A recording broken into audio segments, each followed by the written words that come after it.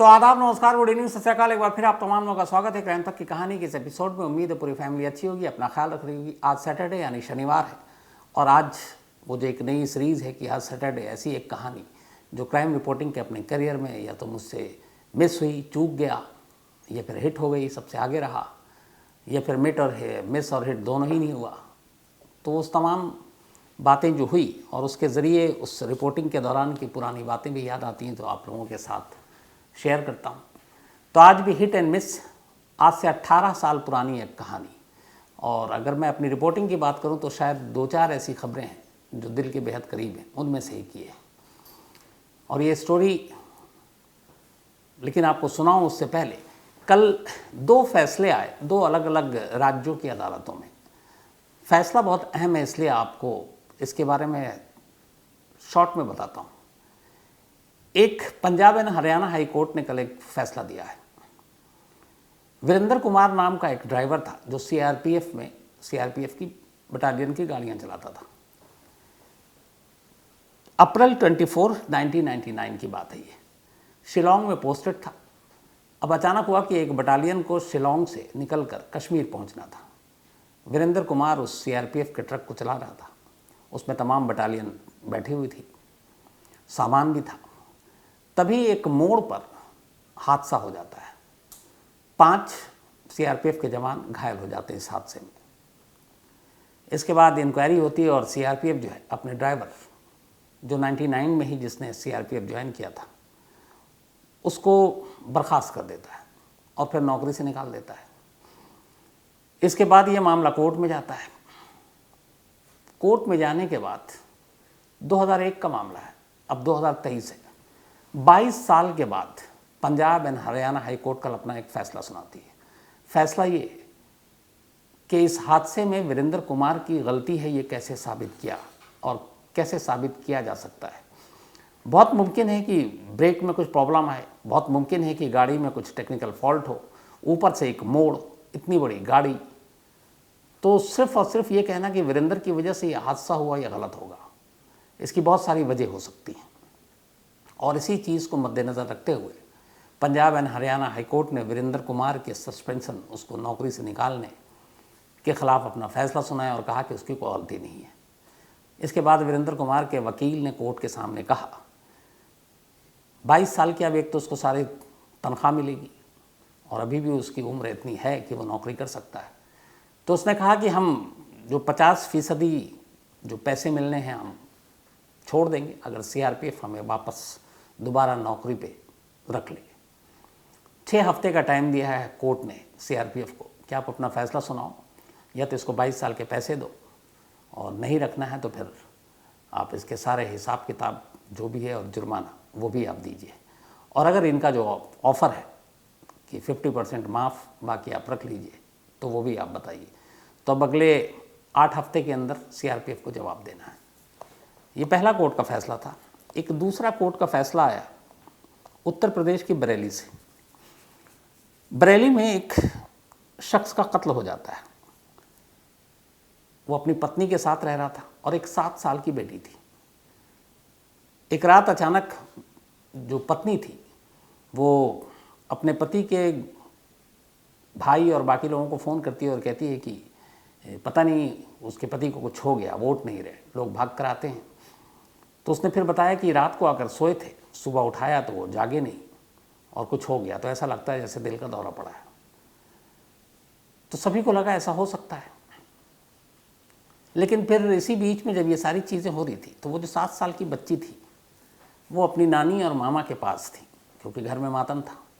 और उसने तभी चुपचाप से अपने मामा से कहा कि मामा, मैंने रात को देखा था मम्मी और एक और अंकल थे, वो दोनों मिलकर पापा का गला दुपट्टे से दबा रहे थे। अब ये सुनकर वो चौंक गए। इसके बाद उन्होंने पुलिस में रिपोर्ट लिखाई। तो फिर ये हुआ कि अब पोस्टमार्टम होगा। पोस्टमार्टम हुआ और रिपोर्ट आई।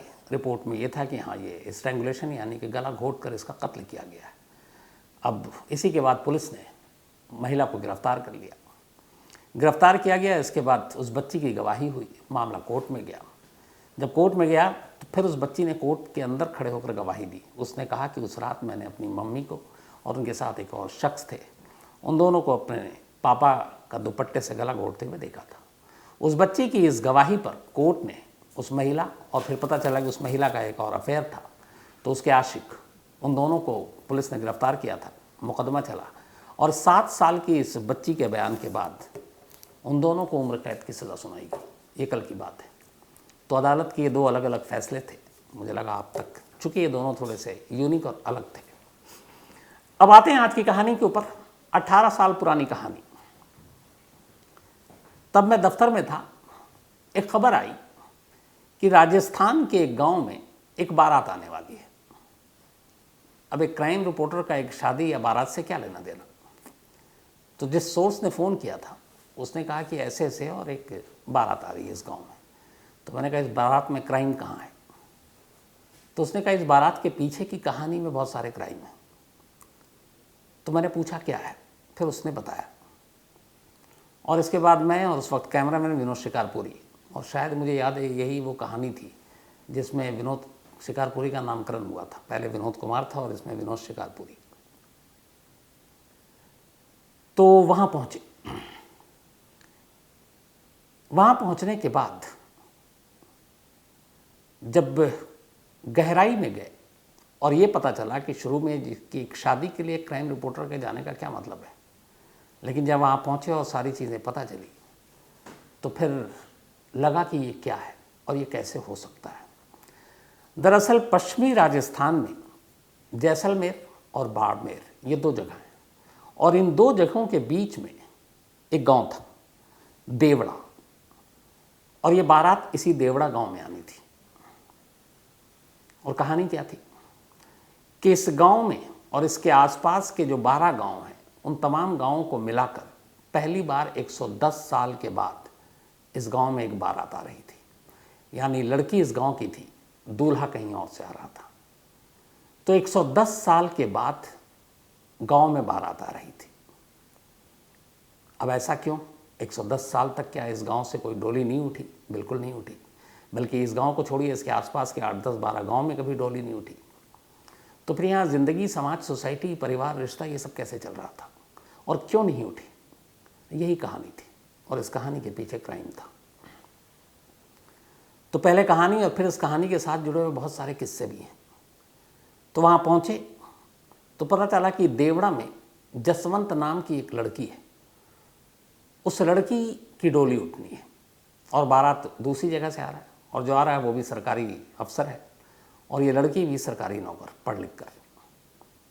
तो दोनों की शादी थी। जसवंत के पिता इंदर सिंह उनसे मिला। सबसे पहले जिस सोर्स ने ले गया जसवंत के घर पर, उस घर के बाहर एक चिन्ह कहें या कोई एक निशान कहें, एक फोटो फ्रेम टाइप कुछ टंगा हुआ था। तो मैंने पूछा कि ये अजीब सा था, वो कुछ डिफरेंट, कहीं देखा नहीं था। तो मैंने पूछा ये क्या है? तो पता चला कि ये वो निशानी है, ये जो तस्वीर टाइप की टंगी हुई चीज़ मेन दरवाजे के ऊपर, ये इस बात की गवाही है कि इस घर से कोई डोली उठने वाली है, यानी इस घर में कोई शादी है। और ये तस्वीर 110 साल के बाद लगी है। 110 साल बच्चों के बारात आ रही थी। तो ये शादी हुई, लड़की विदा हुई, जसवंत अपने ससुराल चली गई, लोग खुश, और 110 साल का सूना एक तरह से ख़त्म हुआ इस शादी के साथ। अब 110 साल का राज क्या था? क्यों यहाँ से कभी कोई बारात यहाँ नहीं आई, यहाँ से कभी कोई डोली नहीं गई? इसके बाद फिर ये कहानी शुरू हुआ। एक अलग अलग कैरेक्टर से जाकर मिला है। उसके बाद सबसे बात की, फिर पुलिस से मिला, हिस्टोरियन से मिला, उस इलाके के पुराने लोगों से मिला। सबसे मिलने के बाद जो कहानी सामने आई वो ये थी कि इस इलाके में असल में बेटियों को पैदा होते ही मार दिया जाता था। एक पुरानी परंपरा थी, फिर बाद में अभिशाप बन गई, फिर दहेज की वजह से कुछ चीज़ें हुई। तो शादी में इसलिए गया था क्योंकि इसके पीछे जुर्म यही था कि इस गांव में कोई भी बेटी पैदा होती मार दी जाती। वजह क्या थी? वजह ये थी कि सदियों पहले जब मुग़लों का राज था, तब बहुत सारे मुग़लों के अंडर में काम करने वाले जो नवाब थे, वो अलग अलग जगहों पर राजपूतों को नीचा दिखाने के लिए और उनकी बेइज्जती करने के लिए वो उनके इलाके में जाते और वहाँ लूटपाट करते और उनकी महिलाओं के साथ छेड़खानी करते, उनका रेप करते। तो अब जब ये सारी चीज़ें बढ़ने लगी तो इस गांव में ये हुआ कि यहाँ पे भी कुछ इस तरह की चीज़ें हो रही हैं, मुग़लों के नवाब इस तरीके की हरकत कर रहे हैं। तो ये लोग इतने खुददार थे कि उन्होंने कहा कि इससे पहले कि मुग़लों की नवाबों के हाथों उनकी बहू बेटियाँ पड़ें, वो खुद कुएं में कूद जाती थी और उनके हाथ नहीं रखती थी। तो फिर ये हुआ कि बचने का एक ही तरीका है कि हमारे घरों में बहू बेटी ही ना हो। इसके बाद धीरे धीरे अब ये हुआ कि बेटी पैदा होगी, बड़ी होगी, फिर दुश्मनों की नज़र पड़ेगी, तो अब लोगों ने बेटियों को मारना शुरू कर दिया। तो उस वक्त बात आन और इज़्ज़त की थी, लेकिन वक्त बीता, ज़माना बदला, मुग़ल चले गए, अंग्रेज़ चले गए, ये परंपरा बनी रही। इस परंपरा को बनने के पीछे की कहानी ये थी कि बाद में जब समाज, सोसाइटी बदला तो एक दहेज नाम का दानव हमारे समाज में आया। दहेज के बिना लड़कियों की शादी नहीं होती। तो अब इस इलाके में रहने वाले ज़्यादातर लोग गरीब, उन्हें लगता है कि अब बेटी पैदा हुई तो एक तो बोझ है, इसको पढ़ाओ लिखाओ, ना भी पढ़ाओ लिखाओ तो इसकी शादी में खर्चा, तो उससे अच्छा है जो पुरानी परंपरा चली आ रही थी उसको ही कंटिन्यू रखो। तो उसी के नाम पर कि पढ़ाना ना पड़े, वो अपनी बेटियों को मारने लगे।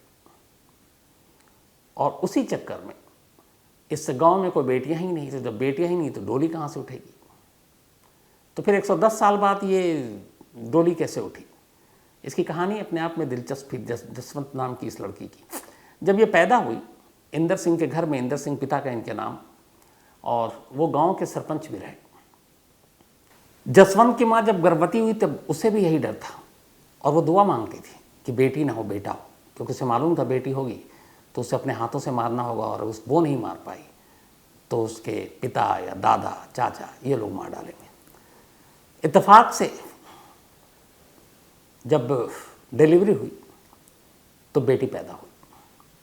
माँ डर गई, उसे लगा अब क्या। बेटी को वो मारना नहीं चाहती थी, कोई भी माँ मारना नहीं चाहती, लेकिन उसे मालूम था कि सच्चाई जब सामने आएगी तो घर वाले उसे मार देंगे। यहाँ पर जसवंत की माँ के मायके वालों ने उसकी मदद की। जैसे ही बच्ची पैदा हुई तो घर में उस वक्त कोई था नहीं, और उन्होंने ये ऐलान करा दिया कि बेटा हुआ, बेटा हुआ। और उसके बाद आनन फानन में जसवंत को उसके मायके ले जाया गया। अब जसवंत मायके पहुंच गई, यहाँ सबको ये पता है कि बेटा पैदा हुआ है। इसके बाद अब धीरे धीरे वक्त बीता, राज कब तक रखता कि ये लड़का है लड़की है, और अगर सच्चाई पता चल जाती तो शायद मार देते। अब क्या किया कि जसवंत की माँ के कहने पर जसवंत के ननिहाल यानी कि मामा और नानी नाना ने उसको लड़के की तरह पालना शुरू किया। उसके कभी बाल नहीं बड़े होने देते, छोटे छोटे बाल रखते, उसको शर्ट पहनाते, पैंट पहनाते।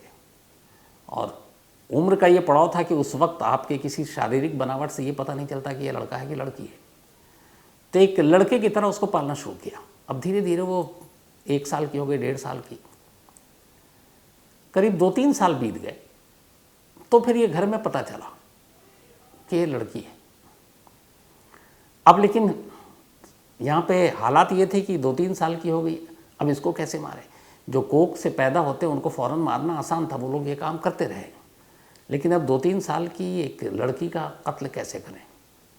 इत्तेफाक से या खुशनसीबी से जसवंत के पिता इंदर सिंह भी अब इन चीज़ों को नहीं मानते थे। उन्हें भी सच्चाई पता चल गई, उन्होंने कहा ठीक है जसवंत को वहीं पालो। और इस तरीके से अब जसवंत कभी जब यहाँ आती बचपन में तो वो लड़का बनकर आती, और ये नाम भी आप देखिए कि उसका नाम इसीलिए जसवंत रखा। कई जगह पे जसवंत लड़कियों का भी नाम होता है, लेकिन लड़कों का भी नाम होता है, तो जसवंत नाम रखा गया क्योंकि वो उसको लड़का बनाया गया था। और फिर वो स्कूल भी गई, कॉलेज भी गई, उसने ग्रेजुएशन किया। अब वक्त बदल गया था, सबको पता चला कि ये तो लड़की है, बड़ी लड़की को आप मार नहीं सकते।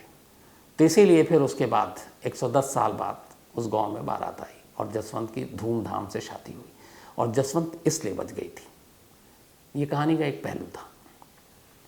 कहानी का दूसरा पहलू था ये कि जब इस स्टोरी को करते करते हम लोग उस इलाके में घूमे, उसके आसपास में बहुत सारे गांव थे। देवड़ा के अलावा तेज मालता, माढ़ा, रासला, डोंगी, मुलाणा और ऐसे ना मालूम कितने गांव, और ये सारे रेतीले इलाके हैं, रेत है, रेगिस्तान है। तो ऐसे एक गांव में पहुंचा, वहाँ गए तो वहाँ का जो मंजर था वो अजीब था। बहुत सारे लोग एक जगह पर इकट्ठे आपस में गप्पे मार रहे थे और सब बुजुर्ग, उनमें से किसी की उम्र 60 साल से नीचे की नहीं होगी। तो उनसे बात करनी शुरू की। तो थोड़ी देर के बाद बातचीत के बाद पता चला कि वो सब के सब कुंवार हैं। तो अब 1 2 3 समझ में आती है बात, पर अगर 15-20 लोग इकट्ठे हैं और सारे के सारे से आप पूछ रहे हैं और सभी कह रहे हैं हमारी तो शादी नहीं हुई, फिर उनसे पूछना शुरू किया तो बोले आपका मन नहीं था? बोले बहुत शौक है शादी करने का, हमें तो अफसोस है कि हमारी, अब तो हम 60 के हो गए, हमारी शादी नहीं। तो मैंने कहा आपने शादी क्यों नहीं की? बोले लड़की हो तब तो शादी करें। मैंने कहा मतलब? तो उन्होंने कहा कि आसपास के किसी गांव में लड़कियां ही नहीं हैं, क्योंकि बेटियों को सब मार देते हैं, और उनमें से हम सब भी लोग हैं जिन्होंने अपने अपने फैमिली के यहाँ जब बेटियाँ पैदा हुई तो उनको मारने का हुक्म दिया। लेकिन अब जब आप बेटियों को मारने लगेंगे तो फिर, और सिर्फ बेटा पैदा करेंगे, तो वंश को आगे बढ़ाने के लिए फिर लड़कियां कहाँ से लाएंगे, शादियां कैसे होंगी? इन चीज़ों का एहसास इन्हें बहुत बाद में हुआ। तो वो गांव मिला जो सिर्फ कुंवारों का गांव था, वहाँ कोई नहीं किसी की शादी हुई थी। फिर आगे बढ़े तो कुछ लोग मिले, उनको भरोसे में लिया, एक NGO भी चलाते हैं, उनके साथ भी रहा। फिर एक दाई से मुलाकात हुई, पुलिस से मुलाकात हुई, तो पूरी कहानी समझ में आई। होता ये था कि पहले लोक लाज के लिए और फिर दहेज की डर की वजह से कि ये हुआ कि बेटियों को क्यों पैदा किया जाए, शादी ब्याह में बहुत खर्च होगा, तो अच्छा है जो पुरानी परंपरा चली आ रही है चुपचाप से मार दो, यहाँ पे तो कोई कुछ कहता भी नहीं है, क्योंकि इस इलाके में सबको पता है अघोषित तौर पर कि बेटियाँ पैदा होंगी तो मारी जाएंगी। बट कैसे मारती थी और उन बेटियों को क्या करते थे फिर? तो पता चला बेटियों को मारने के 2 3 4 तरीके थे। एक तो जैसे ही कोई भी महिला गर्भवती हुई तो उसको पहला हुक्म था कि बेटा हुआ तो ठीक, बेटी हुई तो तू अपने हाथ से उसका गला दबा देना या मार देना, वरना फिर हम लोगों को मारना पड़ेगा। तो कैसे मारते थे? जैसे एक बेटी पैदा हुई तब उसको मारने के जो तरीके थे वो अलग अलग थे। पहली चीज़ करते थे कि कोई वजनी तकिया, भारी तकिया, एकदम जो अभी कोख से जन्म ली है उसके मुंह पर रख देते थे, नाक बंद मुंह बंद, सांस ले नहीं पा रही है, 5 मिनट तकिया रखा, बच्ची ने दम तोड़ दिया। अब वो पकड़ में भी नहीं आएंगी, क्यों भाई? बच्ची मरी हुई पैदा हुई थी। क्योंकि ये सब कुछ ऐसा नहीं है कि बाद में करते थे, डिलीवरी हुई, ये दिख गया कि ये लड़की है, ये उसी वक्त का खेल होता है। तो एक तरीका ये। दूसरा तरीका, पूरे राजस्थान में एक अमल नाम से एक चीज़ आती है, अमल मतलब अफीम। वहाँ पे बहुत सारे इलाके आज भी ऐसे हैं जहाँ आप घर में जाएंगे तो वहाँ आपका स्वागत, जैसे बहुत सारे लोग अलग अलग तरीके से करते हैं, वहाँ अमल से करते हैं। अमल का मतलब ये है कि वो एक लोटा में एक चम्मच होगा और उसमें अफीम घोलकर पानी के साथ, और आप जाएंगे और आप अपना हाथ आगे ऐसे करेंगे और वो एक चम्मच आपको देंगे और आप वो हाथ से पिएंगे। और ये अमल मैंने पूर्व विदेश मंत्री जसवंत सिंह, याद होंगे आपको नाम, मैंने अपनी आँखों से देखा जब मैं राजस्थान में था। वो भी परंपरा के ख़िलाफ़ नहीं जा सकते थे, जबकि अफीम आपको पता है अपराध है, लेकिन वहाँ ये कल्चर है, मतलब वहाँ के समाज का हिस्सा है ये, मेहमानों का स्वागत करने का। तो क्या करते कि जब बच्ची पैदा हुई तो 1 चम्मच अफीम घोलकर उसके मुंह में डाल दिया। अब बच्ची जो अभी कोख से बाहर निकली, उसको अफीम का डोज, बच्ची मर गई। ये 2 तरीका हुआ, तकिया वजनी रखकर, दूसरा अफीम। तीसरा, चूँकि वहाँ आसपास पूरा रेतीला इलाका है, तो वो क्या करते कि कुछ पोटली बना देते रेत का, और पोटली करीब आधा 1 किलो का कर देते, और उस पोटली को फिर उसके नाक या मुँह पर रख देते, सांस ले नहीं पाएंगी, मर जाती। चौथा तरीका ये था कि वो रेत ले आते और उसके नाक या मुंह में डाल देते, तो जब रेत नाक और मुंह में जाएगा तो फिर आप सांस नहीं ले पाएंगे, बच्ची मर जाती।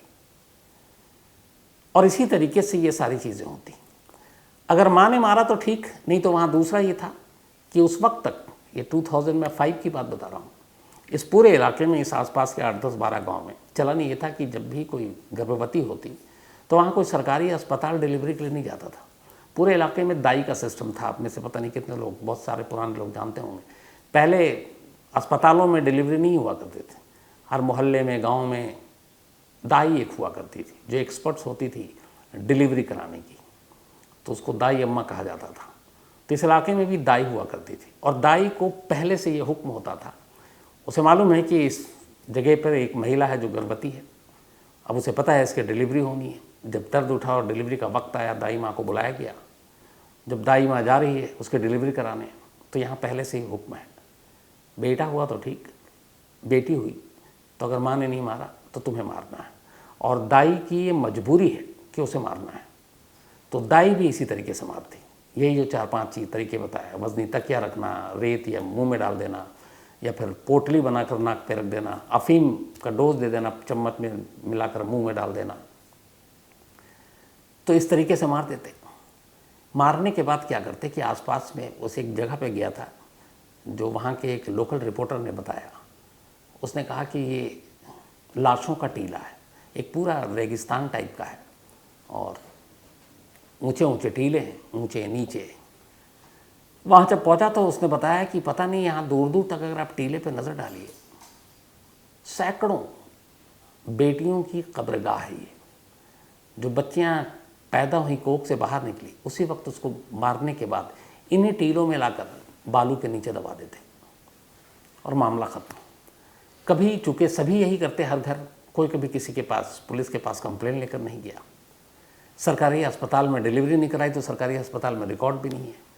अगर कोई पूछता, कह रहे तुम तो, क्योंकि अब गर्भवती, चूँकि शारीरिक रूप से आपको पता चल जाता है कि ये प्रेग्नेंट है और वो कहीं इधर उधर जा रही है, दूर के रिश्तेदार ना पड़ोसी कहीं और से आया कि अच्छा क्या हुआ, तो अब आप कैसे बता सकते हैं? तो या तो एक झूठ ये होता कि वो मरी हुई बच्ची पैदा हुई थी, तो फिर आगे कोई पूछता नहीं। चूँकि अस्पताल में रिकॉर्ड नहीं है, पुलिस के पास कोई गया नहीं, तो छानबीन कौन करेगा? और परंपरा पुरानी, पुलिस को भी ये बात पता, और पुलिस को मालूम है कि इस चीज़ों में पड़ना शायद फिर उस इलाके में रहना उनके लिए मुश्किल हो जाएगा, तो आंख बंद करके पुलिस भी इन चीज़ों को एक तरह से मंजूरी दे देती थी। तो ये जब पूरे इलाके में घूमा और ये सारी चीज़ें देखी और सुनी, मैं एक दाई से भी मिला और उस दाई ने पूरी कहानी सुनाई। एक माँ से भी मिला, उसने कहा कि मैं क्या करती, लेकिन हमारी हिम्मत नहीं होती, तो फिर दाई को खामोशी से मंजूरी दे देते या अपने पति सास ससुर से गिड़गिड़ाते, वो कभी मानते नहीं। तो यहाँ माँ भी बेबस थी, मजबूर थी, और इसी वजह से सैकड़ों बेटियाँ, बल्कि अगर उस दौर से गिने तो हज़ारों बेटियाँ मारी जाती रहीं। और जो मैंने आपको उस गांव का किस्सा सुनाया जहाँ सिर्फ कुंवारे हैं, उसकी वजह भी क्या है। 2005 में जब ये स्टोरी की थी, उस वक्त का डेटा भी मैंने उस स्टोरी में शामिल किया था। बाड़मेर और जैसलमेर, ये सबसे ज़्यादा यहाँ पर ये सारी चीज़ें हुई थी, इसी के इर्द गिर्द जो गांव थे। 2005 में बाड़मेर में लड़का और लड़की का जो रेशो था पर 1000 में, वो 891 था, यानी कि 1000 लड़कों पर 891 लड़कियाँ थीं। तो इस हिसाब से 119 के हिस्से में कोई लड़की नहीं आएगी तो शादी नहीं हो पाएगी। जैसलमेर में 1000 लड़के पर 807 लड़कियाँ थी सिर्फ, मतलब यहाँ तो और भी बुरा हाल, 193 लड़कों की शादी नहीं हो सकती। जबकि उस वक्त पूरे देश में जो रेशो था लड़के और लड़कियों का, वो 927 था, 927, यानी हर 1000 लड़के पर हिंदुस्तान में 927 लड़कियाँ थीं। लेकिन यहाँ उससे भी बहुत ज़्यादा कम। तो ये पूरी स्टोरी की, और इस स्टोरी में हम लोग जब स्टोरी करने जाते हैं तो उसके साथ आप जो देखते हैं टीवी पर, उसमें जब एक रिपोर्टर सामने आता है, एक तो एंकर होता है शो का, तो इत्तेफाक से इसका एंकर भी मैं था, और एक रिपोर्टर बीच में आता है जब वो कुछ बोलता है। आपने तमाम न्यूज़ चैनल देखा होगा तो आप अंदाज़ा होगा। तो उस रिपोर्टर को जब स्क्रीन पर आकर वो 15-20 सेकंड 30 सेकंड कुछ बोलता है, तो उसको टीवी की ज़ुबान में कहते हैं PTC, यानी कि पीस टू कैमरा, कैमरे के सामने। तो ज़िंदगी में मुझे अपने टीवी के करियर में शायद हज़ारों PTC किए होंगे, पर 2-4 हैं जो यूं ही मुर्जुबानी याद रहते हैं। उनमें से एक इस स्टोरी पे था, जो इत्तेफाक से एक डोली मिल गई थी और डोली से रिलेटेड ये लड़कियां थी, तो उसके सामने खड़े होकर की थी। आखिर में इस कहानी की जब कहानी ख़त्म कर दूंगा तो वो 18 साल पुरानी PTC और वो उस वक्त जो मैंने किया था, तो 18 साल पुराने आप वो तस्वीर और PTC भी आपको सुनाऊंगा, मतलब इस स्टोरीज में जो गया था। तो ये तो पूरे स्टोरी का पार्ट रहा, क्या किया कैसे किया, और एक शादी में क्या कैसे हो सकता है, कैसे उसमें क्राइम निकल सकती है, वो स्टोरी थी। अब ये हिट एंड मिस में कैसे है, तो उसकी वजह ये है कि जब इस खबर के ज़रिए राजस्थान की लड़कियों को इस तरह से मारने की बातें एक नेशनल चैनल पर आई, तो फिर बहुत सारे लोग इसमें आगे भी आए। फिर ये भी हुआ कि नहीं, इंक्वायरी भी होगी। फिर पुलिस प्रशासन भी आगे आया, NGOs भी बहुत सारे आगे आए। उसके बाद घर घर जाकर लोगों को शिक्षित करने का काम शुरू हुआ और इसको बाद में अवार्ड भी मिला इसको। तो बहुत सारे लोगों ने फिर इस पर बहुत सारे फॉलो अप किए। तो ये वो एक सोशल इशू था, बहुत ही संवेदनशील, जो अनजाने में मतलब एक शादी के ज़रिए ये पूरी अफसोसनाक कहानी सामने आई और जो फिर हम लोगों ने कवर की थी। अब इस स्टोरी के बाहर क्या हुआ? पहली बार पता चला था कि राजस्थान में बाढ़ भी आ सकती है। राजस्थान में तुम हमेशा कहते हैं सूखा, गर्मी, रेत, रेगिस्तान। अब राजस्थान में बाढ़ कैसे? खैर अब तो मौसम से हर जगह बदल रहा है। तो इसी जब हम लोग इस स्टोरी को कर रहे थे उसी दौरान में राजस्थान में, चूँकि ये बहुत सारे गांव थे और हम जैसलमेर में कैंप थे, मतलब जैसलमेर में रुके हुए थे क्योंकि वहाँ ठीक ठाक होटल वेटल था। अब वहाँ से इधर उधर जाना, और वो बहुत 70-80 किलोमीटर दूर, क्योंकि जैसलमेर बाड़मेर दोनों के बीच में गाँव में अलग अलग। और वहाँ आप अगर राजस्थान में जाएँ तो गाँव भी बहुत कम घर और बहुत दूर दूर पर। तो एक बार गए, उसका रात को लौट रहे थे। अब इत्तेफाक से हुआ कि जब सुबह निकले होटल से, पर्स जो है वो मेरा और शिकारपुरी दोनों का होटल में रह गया। अब हमारे जेब में मतलब कुछ पैसे थे जो अलग से रखे हुए थे, बल्कि शिकारपुरी के पास थे। अब हम गए, उसका वापस लौट रहे हैं और पता चला कि बाढ़ आई हुई है। अलग अलग इलाकों में घूम रहे थे। अब हम जो ड्राइवर है उसको भी पता नहीं और चले जा रहे हैं। रात के करीब 10-11 बज रहे हैं, अंधेरा और बिल्कुल सन्नाटा। अब अचानक बाढ़, रास्ता डाइवर्ट, घूमने लगे इधर से उधर, उधर से उधर। एक गलत मोड़ किसी ने बता दिया कि वहाँ से आप जा सकते हो। अब उस चक्कर में जो उसने बताया, जब हम आगे पहुँचे तो एक दूसरा शख्स मिला। एक तो वहाँ पे दूर दूर तक कोई इंसान नाम की चीज़ नहीं। करीब उसने जो गलत रास्ता बताया, उस चक्कर में हम 25 किलोमीटर आगे निकल गए। 25 किलोमीटर। अब ये याद रखिएगा रात का वक्त है, जेब में पैसे नहीं है और सुबह ब्रेकफास्ट करने के बाद कुछ खाया नहीं, तो भूखे प्यासे हैं। अब खैर भटक रहे हैं रात को, करीब 12-1 बज गया। एक सुनसान जगह पर एक ढाबा सा दिखाई दिया। अब उस ढाबे पर गए खाना खाने के लिए। तो पहले तो ये हुआ कि सब पैसे देखो। अच्छा, हमारे ड्राइवर साहब भी महान, उनके पास भी पैसे नहीं। तो कुछ पैसे थे वो सिगरेट में भी खर्च हो गए थे। तो ले देकर अब बचे 60 रुपये, 60, और हम 3 आदमी।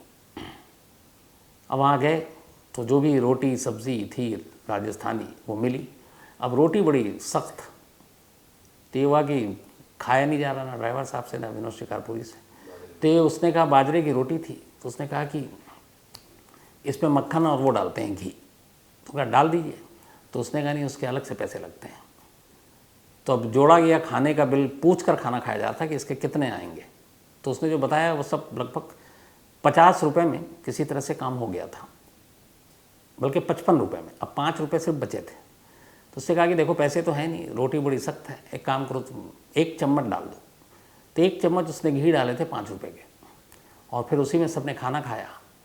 उसके बाद रात करीब 2-3 बजे, मतलब ना मालूम उस दिन 150-200 किलोमीटर तो फालतू सिर्फ बाढ़ की वजह से बर्बाद हो गई।